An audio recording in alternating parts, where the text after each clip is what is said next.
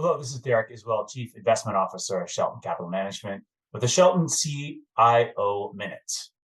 It's a bit quiet here in mid-August, so I thought I'd make some observations about the current state of the yield curve.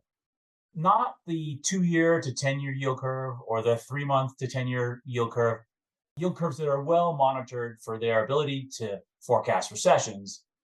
I'm more interested in talking about the curve in between, which is the difference between 3-month Treasury bills and the 2-year Treasury bills.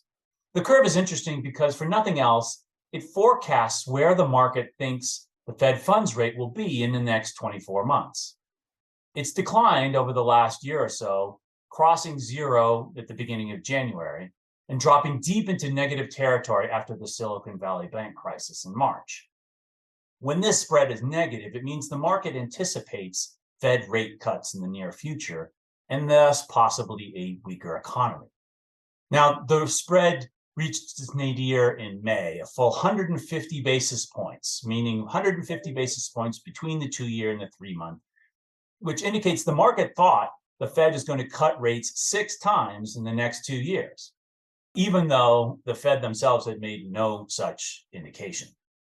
Since then, the curve has started to normalize and now sits at a much more moderate 50 basis point spread. Why? Well, it's just another signal that the market is expecting a soft landing and that dramatic rate cuts are unlikely to be necessary. The future will see. For further information, please reach out to your local Shelton Capital representative. This has been a Shelton Capital CIO Minute.